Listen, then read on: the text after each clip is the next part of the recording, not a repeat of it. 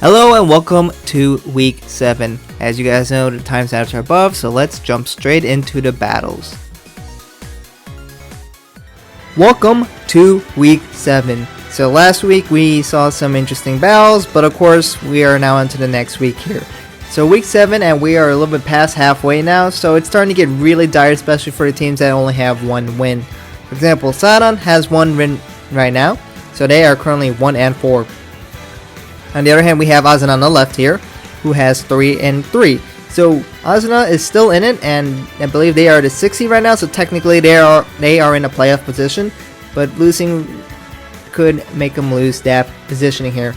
It's not over yet, as both teams still can have a few more wins coming their way, especially if they go undefeated from here on out. But it's extremely dire here for CYaRon, and AZALEA, of course, not as dire, but they still would like a victory here. So let's see who will end up claim this victory. If AZALEA gets a victory here, they can go above 500 and move to 4-3. While CYaRon is looking to try to get to 2-4 here. So we are in the Pokemon world here.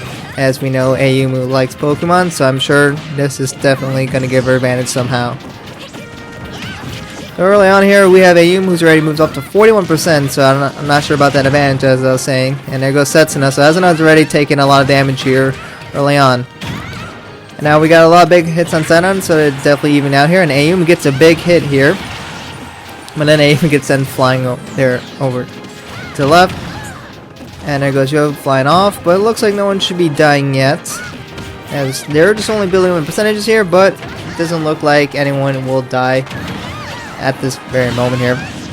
And there goes Setsuna though, as she fails to recover from the stage here, but they quickly get revenge and finish off Chika, making sure that both teams have only one life lost so far here. Yo is already at a really high percentage here, and Ayumu goes down and dies, and she still hasn't got a kill yet, so Ayumu is definitely a little bit behind here, but there's still plenty of time for her if she wants to get back into this game. And there goes Ayumu again, and as I thought she was going to be better at this, she clearly isn't. So now, AZALEA is really far behind, but there goes Ruby and Yo to try to even out the lives here. So the lives are pretty even now, but remember, Shizuku is really high percentage here, so this is going to be real tough, especially because Ayumu died way too early on her second life here. And there we go, there goes Shizuku, and now AZALEA is looking to lose even another life with Setsuna very soon here. While all of CYaRon, I guess minus Chika. Okay, never mind, Chika just died. All CYaRon is at a relatively low percentage here. So there goes Setsuna. We have 2 people down to 1 lives and a total of 4 lives for AZALEA. While CYaRon still has 5, but they almost lost a few lives there. They're still be able to survive for a little bit longer. They didn't. Unfortunately, as the stage moved away, we had a big punishment for them, as they were kind of stuck on the ground and did not get up in time. So actually a few people died there. So AZALEA is still behind by 1 life, but if they can finish off Yo quickly, they can definitely get it back into 1 life each per character. Ayumu has taken a life from Shizuku, so hopefully that will make a difference that will be noticed, but we'll have to see. Yo's definitely building a lot of percentage here, and AZALEA needs a lot of work to get this back in here. So there goes Yo, but unfortunately for AZALEA, Yo has a really low percentage here, and she just died at 0. So that gives AZALEA a huge advantage here, now that they're up 3-2 here. So we'll see if they'll be able to make it here. Ayumu will not be able to recover, as the opponents took the hit to make sure that she can't recover. Granted, they took a lot of damage for that, but they made sure Ayumu was not able to recover, and she ended up dying. So there goes Ruby, and now it's just Chico. There's a 2-on-1 here, and a big hit can reasonably finish one of them. But there we go. AZALEA actually gets the victory here, as they finish off Chika, and there was some unfortunate deaths on actually both sides. Ayumu died pretty early, as well as Yo, who I believe just died at 0, yeah, as she actually committed suicide, and it officially attracted as a suicide, and they're pretty lenient about giving kills even though when someone commits suicide, but Yo just straight up died here, which that really turned the game here. So unfortunate for CYaRon, but they moved to 1 and 5 here. Since they've already done, well, it'll be 6 games here, and I believe they've already done their bye, so 7. The most they can get now is 5 wins here. And to be honest, that's probably not enough to make it to the playoffs. It looks like CYaRon looks like they're pretty toast for this season now. AZALEA moves to 4 and 3, which keeps them very much in contention here. Ayumu did not perform well in the Pokemon stage, so maybe she doesn't like Pokemon, or maybe she choked really hard. But Setsuna had a decent game, and we had Shizuku carrying pretty hard here with 4 kills. So congratulations to AZALEA. Welcome to the second battle of Week 7. Here on the left we have AZALEA, and on the right we have Printemps. Let's just say both teams looking to get a victory here. They are both at 1 and 4. So, I mean, someone's got to win and someone's got to lose. So someone is going to be tied with CYaRon, would be 1 and 5, and someone will get a victory because someone has to win here. There's too many teams at 1 and 4 here. And I guess they can keep their minimal dreams alive of trying to get into the playoffs here with a victory here. So of course we're on this stage, which means you gotta be careful of just only launching opponents up into the air. Opponents tend to live a lot longer if all you can do is launch them into the sky. Now they'll be flying once they get hit, but they only get flying up and down, which makes it really hard to confirm kills. So if you want to get a kill, you probably want to hit to the side here. As we can probably see that a lot of these people might get up to 200, 300%, depending on how much the enemies decide they want to hit to the side here. As we saw Kotari, who should have died, with now that she's at 200%, she actually lived because she was launched only up in the air here. Now we have Kotari and Haneo, really high percentages here. AZALEA is just doing a pretty good job of just punishing the opponents really hard here. But unfortunately, they can't even get the kill here. So actually, Hanamaru is the first to die here. So that's pretty unfortunate for AZALEA, even though they've been really out-damaging their opponents here. But what matters is you get the kill here. So there goes Kotari, and there goes Haneo, and there goes Honoka. All the Printemps died, and AZALEA will now take a 2-life lead here. Let's see for how long. So there goes Kanan, but Dai is still alive here, and she's really carrying here. Dai has 3 whole kills here, and that's making a massive difference. For AZALEA, if they want to really stay in contention here, and they really start need Kanan to participate more. I believe she has the worst kill death ratio of everyone, and I don't think there's ever been a match where she's got more than 1 kill. So if AZALEA wants to get back into this tournament, they really need Kanan to start really showing up, or I guess the other 2 members to really start carrying really hard here.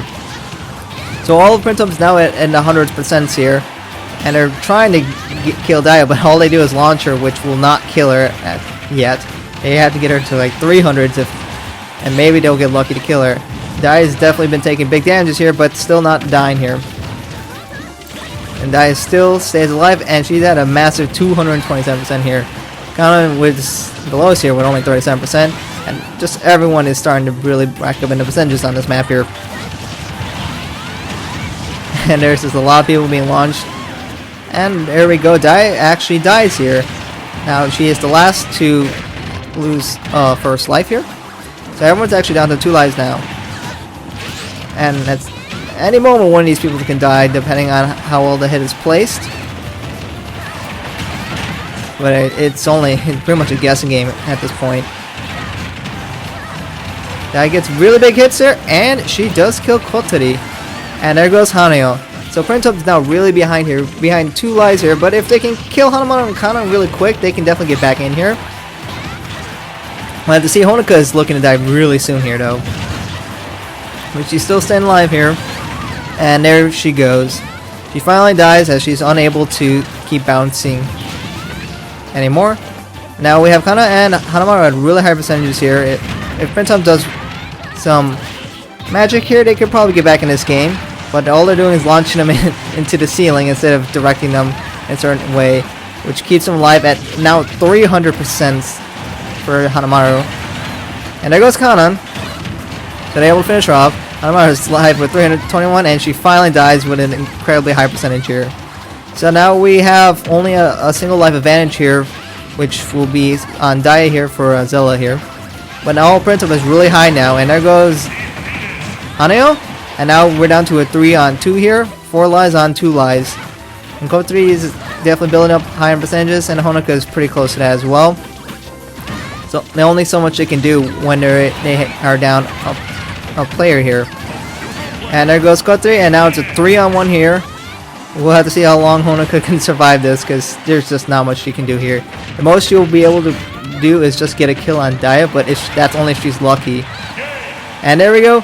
Honoka just couldn't do anything at the very end, as she just took hits from AZALEA. So AZALEA gets the victory here and moves to 2-4. Well, Top and CYaRon are both 1-5. So guess they can fight for last place. Although there's no draft picks or anything like that in this, so tanking doesn't get you anywhere. But a good game for AZALEA though. We had Kanan, who actually finally got 3 kills here, and finally stepped up her game instead of just getting 1 or 0 kills every single time. We had a pretty average result for Hanamaru, and Dai doing pretty well here with 4-1. So congratulations to AZALEA getting the victory here and moving to 2-4. Technically in contention, but AZALEA needs to kind of go undefeated if they want to get into the playoff system here. But nevertheless, they got the victory, and there's no point in losing, so good for them. Welcome to the third battle of week 3. So here we have 2 heavyweights here. They're looking to get one up on the opponents here. Here on the left we have Saint Snow. Saint Snow is 5-1. They've only lost to DiverDiva, but beyond that match they have been pretty dominant. So of course they only have 2 members, so we got a duplicate Leia here. On the right we have Arise, who is 4-1. Arise has only lost once. So both of them only lost once here, so we're looking at the, I think, tied for the first seed and the second seed, because they technically had 1 last win, so they are the 3rd seed. So seeds 2 are technically tied for 1st, and 3 are going at each other. So of course one of them has to get the 2nd loss here. So we'll have to see, as this can be very indicative of the future playoff battles here. It's looking at these teams are looking to be very dominant and very likely to get into playoffs here. So this is battle can mean the difference between a bye and not, which means you get to skip a whole round here. So early on here we have Arise really showing up, or I'm sorry, Saint Snow showing up Arise here, as they are able to get a pretty quick kill here on Erena. But they were able to kill Sada here and tie it up so far. Pretty even, I suppose. But then there goes Tsubasa, so not as much. But then there goes Leia, so very interesting so far. Every time one person gets killed, another kill gets followed, or I should say that follows soon afterwards, and just keeps this game pretty even here. We have Anju and Leia looking at really high percentages here. And we have Anju, looks like she will not be killed there, as she got launched to the right when she was all the way on the left, so she gets to stay alive for a little bit longer here. We got a big hit on one of the Leias, but she does not get killed here. But we do have Anju, who now has died. Every player on Arise is currently died, as well as the Saint Snow. Now everyone is down to 2 lives here, but for Arise they have 2 members that are currently struggling. And there goes Erena, and maybe Tsubasa will soon fall here. Arise has fallen a little bit behind Saint Snow, as Saint Snow is really showing up. The other girls here. The battle of UTX continues, as these girls look like they try to recover, and Tsubasa is not able to recover, so Arise is down to 4 lives here, while Saint Snow currently has 6 here. So Arise is definitely behind here, and they're not able to do a lot against the 2 Leias here. One Leia has 4 whole kills so far, really destroying the competition. And now one Leia has died. Well, the Tsubasa goes down, but she steals a life from her ally here. Make sure she gets to keep it at 3v3 here. And now Leia is completely out here. And there goes Erena. So we're actually down to 2-2 lives here. A lot of good plays by Arise at the very recently. Was able to punish opponents from trying to stay on the ledge here and just get some nice kills to really make this battle even here. Arise has really stepped their game up here. But looks like Anju's down now. So unfortunate for Tsubasa, as she just kind of let her teammate just fight by herself. Oh, and she tried to go for the punish, but Tsubasa ended up getting punished herself on the very edge. And Saint Snow takes the victory here, taking down Arise.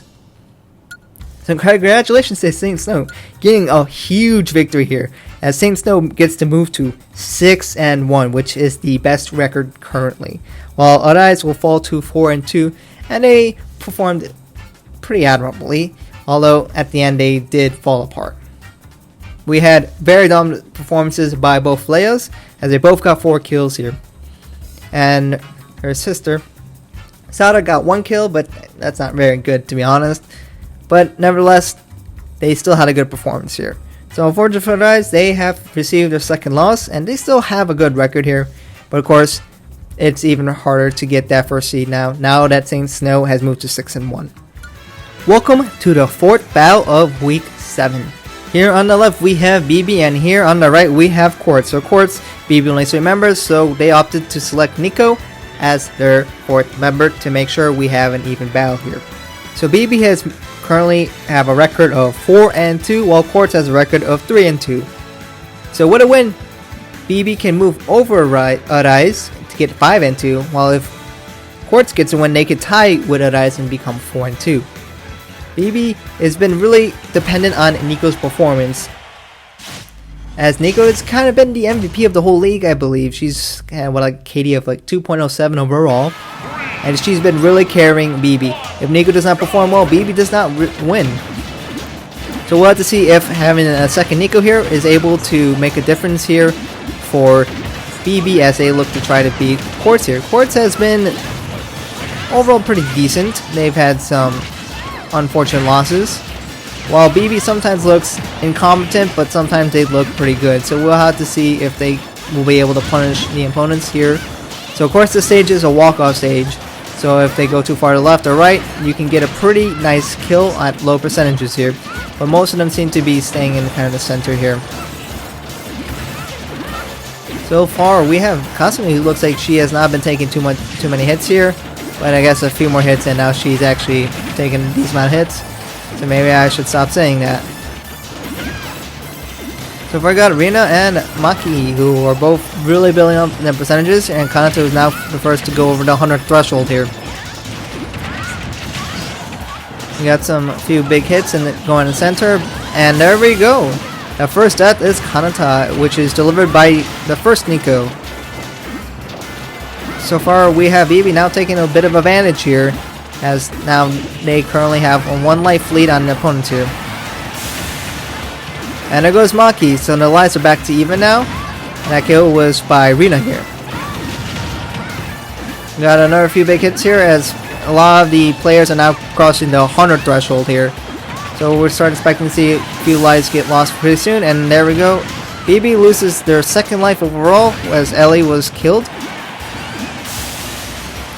And out there goes Nico. BiBi is now definitely behind here. And then there goes the other Nico. So all of BiBi has currently lost a life here. And now Quartz lost 2 lives here. Now Quartz just has a 1 life advantage here, although that doesn't help a whole lot for BiBi. They are still definitely behind in percentages as well. If they're able to finish off Emma, they're still going to be behind. But they really need to get that kill soon if they want to stay in this battle. Maybe if BiBi starts taking advantage of the fact that it's a walk-off stage, they can try to even it out here. So they do get the kill on Emma here, so technically the lives are even, but the percentages are definitely not in BiBi's favor, because Quartz has really outdamaged their opponents a lot here. BiBi should really start taking advantage of the fact it is a walk-off, and get their opponents close to the edge and kill them at low percentages here. With that kind of strategy, they will be able to get back in this game pretty quick. But if they choose to fight in the center a lot, they will not be able to do a whole lot here. As a lot of BiBi is around an average 100 percentage, about on average here, while Quartz is kind of only at 70s. But they do get the kill on the Kanata, but Nico dies right after it, so we're back even on lives here. And there goes Maki, so Quartz is back ahead in lives now. So we'll have to see. And there goes another Nico here, as the Nikos are not doing so hot, and Maki's just not helping out a lot here. So Nico does get a kill here on Kasumi, but Quartz currently has 1 life advantage still here. But it looks like BiBi's trying their hardest to kind of even this out a bit, although they're definitely not doing enough here to really change the flow of the game here. They definitely need to really start picking up now, especially as 3 of their members are on their final life here. Although if they're able to kill Kanata, they can force their opponent to take a life from one of their allies to make it even here. So there goes Emma. And no, it looks like Rina will stay alive here. So all of BiBi are currently on their final life here, while all of Quartz are on the final life minus Rina, who still has 1 life to spare here. Rina is at 150, so she can die pretty soon here. And there goes Kasumi, so she decides to steal one. No, she cannot steal life because Rina died right at the same time. So there goes Kanta, and now BiBi has 4 alive people here, as they decide to finish off the opponents here to really even it out here. But Rina does finish off Maki, so now we're down to a 3-on-2, as Quartz is looking to try to stay alive here. Rina is trying to win a 2v1 here, while Emma's fighting off just one of Nico's, and doing pretty well so far. BiBi has the advantage of lives here, but they are not doing a great job of damaging opponents here. So far, everyone's around pretty even percentages here. Well, it looks like Emma will not be able to fight off one of Nico's and dies here. We'll have to see if Rina can fight off a 3v1 here, and I just don't think it's very likely here. Rina's doing her darndest to stay alive here, but there's only so much you can do against 3 opponents, and Quartz will fall as the Nico's do pick it up at the very end and finish off Quartz too. So congratulations to BiBi, as Nico did at the very end decide to show up, while Maki did not, as she was the only person to get 0 kills here. The Nico's combined got 10 whole kills here. We had pretty decent performances by most of Quartz. Emma did not do enough to really make up for it, and unfortunate for Quartz, who had a pretty decent early lead here, fall off and unfortunately lose. So Quartz will move to 3-3, making it very unlikely for them to get a high seed, but they're still in the playoff picture. While we have BiBi, who moves to 5-2 with a very respectable record here. So we'll have to start seeing if BiBi will get a high seed and maybe they can go for a bye. Welcome to the final battle of week 7 here. On the left we have DiverDiva, which of course has 2 members, so we have a double Kanan. And on the right we have Lily White. DiverDiva's record is currently 2-4, and Lily White is 1-4. And in case you're wondering, the one that is on a bye is Guilt's Kiss with a record of 5-1. So both of these teams currently have 4 losses here, and they are definitely towards the bottom of the standings here. If they want to get a chance to get in the playoffs, they need to start winning now, and honestly, almost go undefeated here. DiverDiva has a better chance, as they do have 2 wins. With a win here, DiverDiva has a chance, as they move to 3-4, which is definitely workable if they want to at least get a very low seed and just getting into the playoffs here. But overall, DiverDiva hasn't been very convincing in terms of being good. They've had some pretty poor performances, although they did beat Saint Snow, which is the only team with 6 wins, and they only have 1 loss here. Whatever that means. But they did do it, so I guess they have some flashes of potential here. It looks like I just barely recovers here, and overall, everyone is at pretty high percentages here, but no one is looking to... Never mind. I is the first to die here. So now we do have Lily White, who are trying to see if they have anything they can do with their current schedule. I believe Lily White won their first game, and have not won since. And there we have Umi, who dies to one of the Kanans. So we're back on even lives here. Nozomi is really high, and one of the Kanans also really high. Well, beyond that, the percentages are pretty even here. And it looks like Rin will die, and Kanan will die, and then Nozomi will die. Everyone's just dying here. So, where are we at now? Looks like DiverDiva has 1 life advantage so far, as Kanan has not, one of the Kanans has not died yet. but she's also really high percentages here, so a big hit will finish her off. Beyond that, it's still relatively even in percentage, but DiverDiva does have an extra life in hand, and they lose that. So we're back to a pretty even game here. The percentage difference is not very substantial here, so really a big difference can be happened just by some opponents trying to punish the other opponents from recovering from the stage and not making it. We have Nozomi, who's not able to make that recovery here, as a lot of the opponents, who especially who don't have great recoveries, are just trying to jump off and just recover towards the edge of the stage there, and they just can't make it, especially the brawlers, which is a really foolish decision. If they were a gunner, they could do it, but otherwise they don't just quite have the recovery for that. So Nozomi dies there, which ends up putting Lily White at a pretty big disadvantage here now. And Nozomi just did the same thing here and just died, which really punishes Lily White, as now their chance of victory just almost seemingly vanishes here. Now we have Rin, who just died, and now we have Ai on her final life here. So one of the Kanans is getting low, but Lily White's down to 3 lives here, while we have DiverDiva, who currently has 5, so Lily White looks like they're pretty toast here. Oh, but they do get Ai, and they do get a kill on Kanan, so now it's actually even lives here. So some quick and foolish deaths by DiverDiva to make sure this game stays pretty even here. And there goes Umi, who cannot recover, and now it's a 2-on-3 here. It looks like this should be the end for Lily White, as they will have a lot of trouble recovering. And it goes down to Rin, who's the last life for Lily White. And it looks like Lily White looks like they shall move to 1-5 here.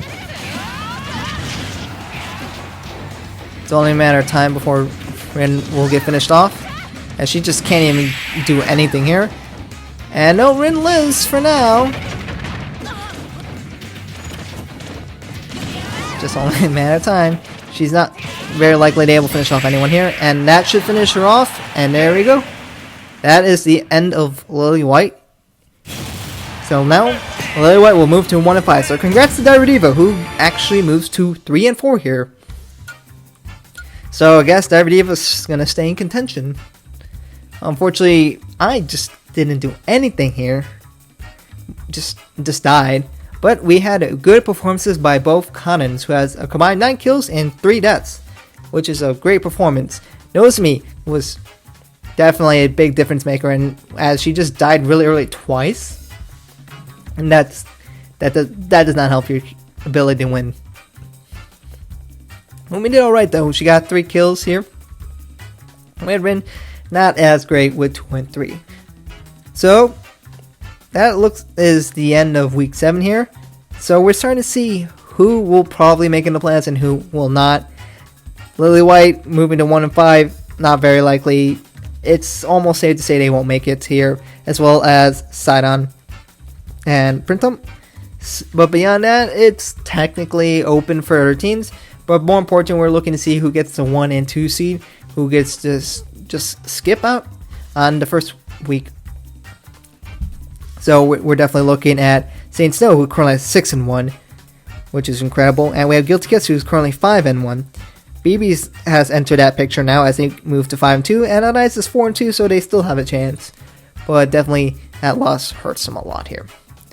But that's it for week 7. Let me know what you guys think about it in the comments, and let me know what you guys think who is going to make it to the playoffs here. Thank you guys for watching, and I hope to catch you guys in another video soon.